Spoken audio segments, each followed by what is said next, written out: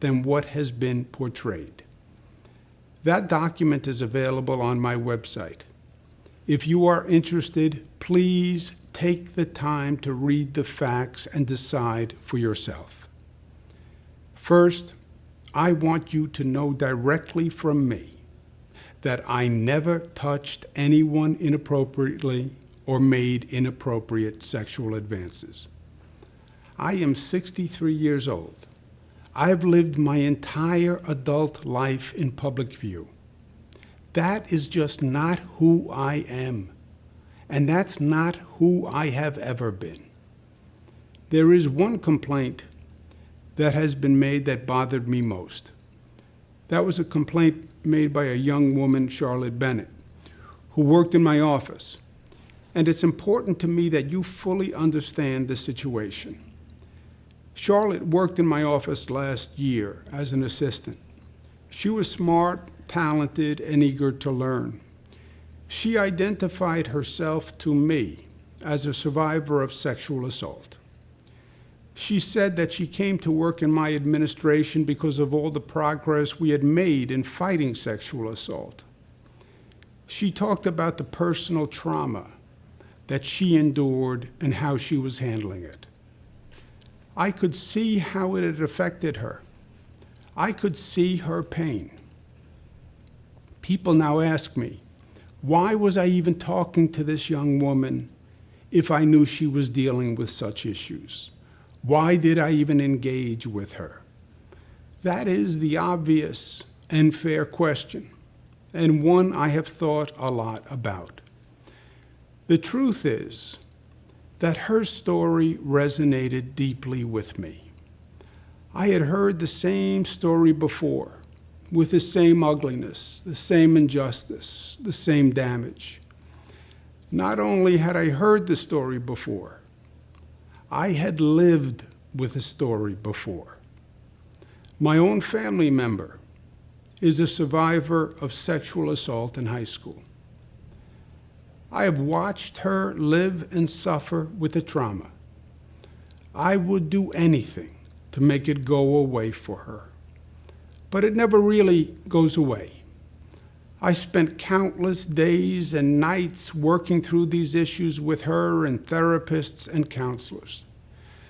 I'm governor of the state of New York, but I felt powerless to help and felt that I had failed her. I couldn't take the pain away. I still can't. And this young woman brought it all back. She is about the same age. I thought I had learned a lot about the issue from my family's experience. I thought I could help her work through a difficult time. I did ask her questions I don't normally ask people. I did ask her how she was doing and how she was feeling. And I did ask questions to try to see if she had positive, supportive dating relationships. I know too well the manifestations of sexual assault trauma and the damage that it can do in the aftermath. I was trying to make sure she was working her way through it the best she could. I thought I had learned enough and had enough personal experience to help her. But I was wrong. I have heard Charlotte and her lawyer, and I understand what they are saying. But they read into comments that I made and draw inferences that I never meant. They ascribe motives I never had. And simply put, they heard things that I just didn't say. Charlotte, I want you to know that I am truly and deeply sorry. I brought my personal experience into the workplace, and I shouldn't have done that. I was trying to help.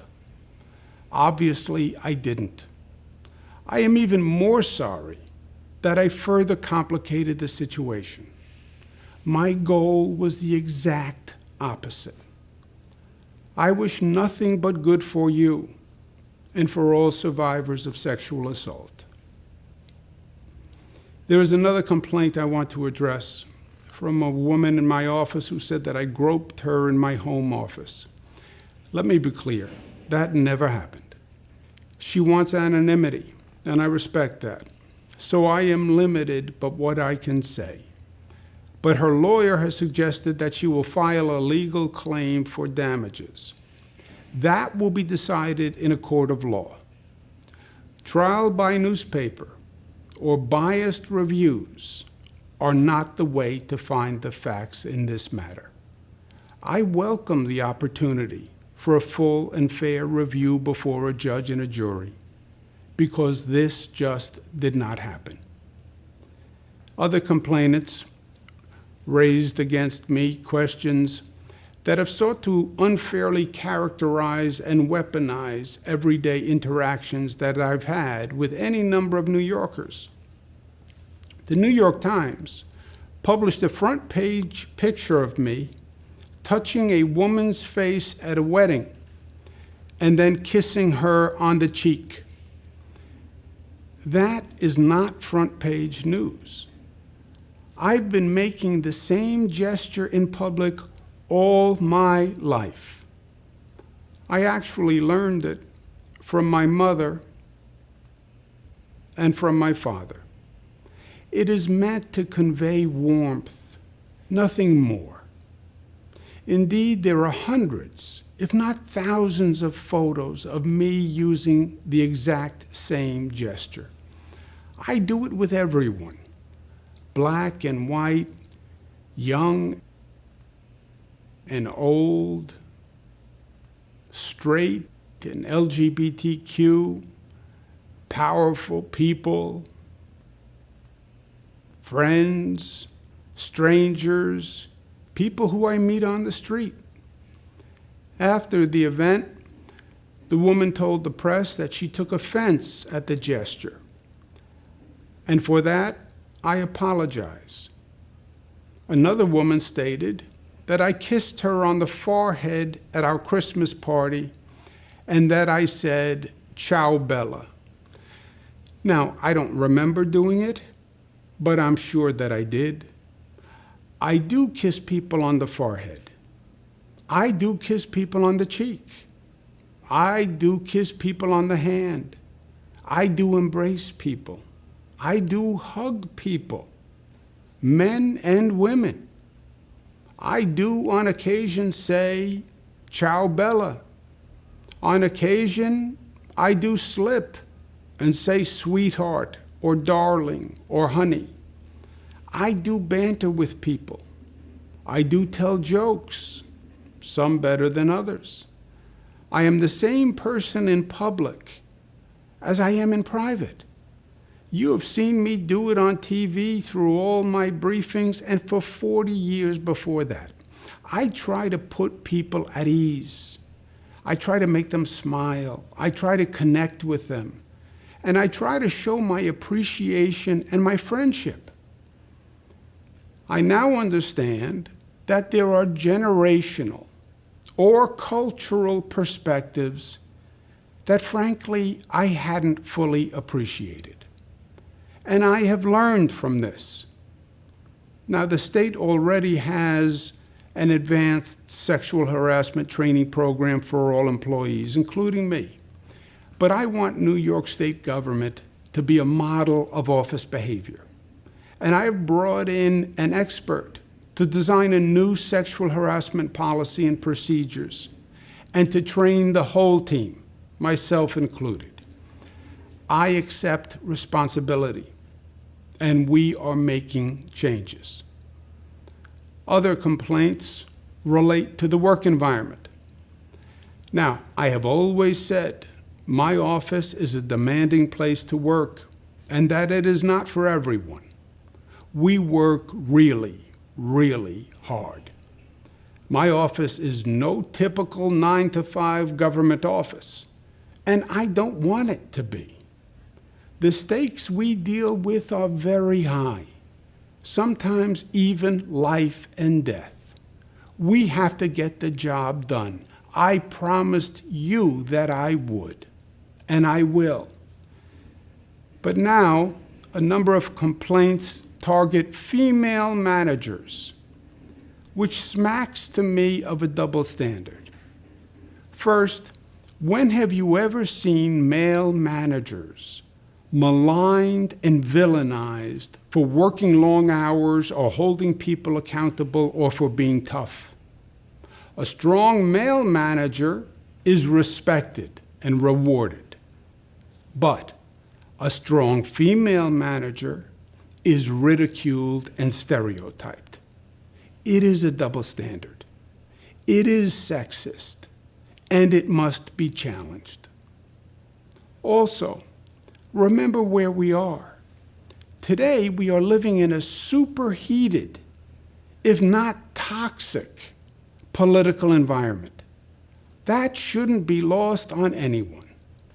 Politics and bias are interwoven throughout every aspect of this situation. One would be naive to think otherwise, and New Yorkers are not naive.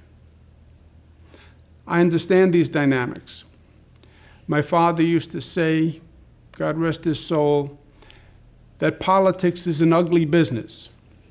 As usual, he was right. But for my father and for me, it's worth it, because despite it all, at the end of the day, we get good things done for people. And that is what really matters.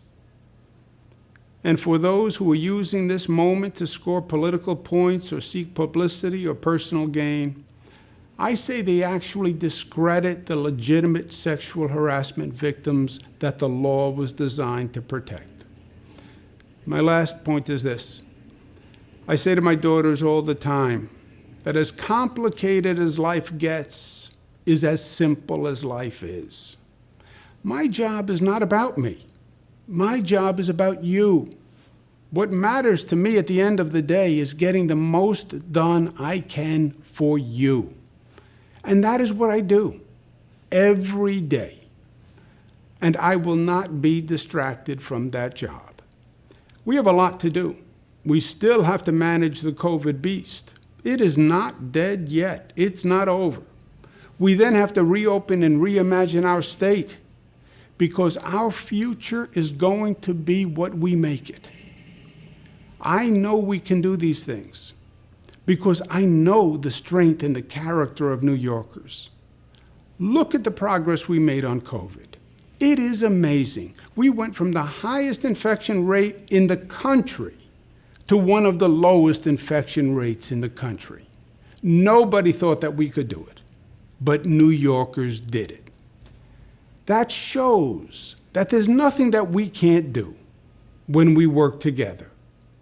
Together as one community, as one family, as New Yorkers. We will. Thank you. Over the past several months,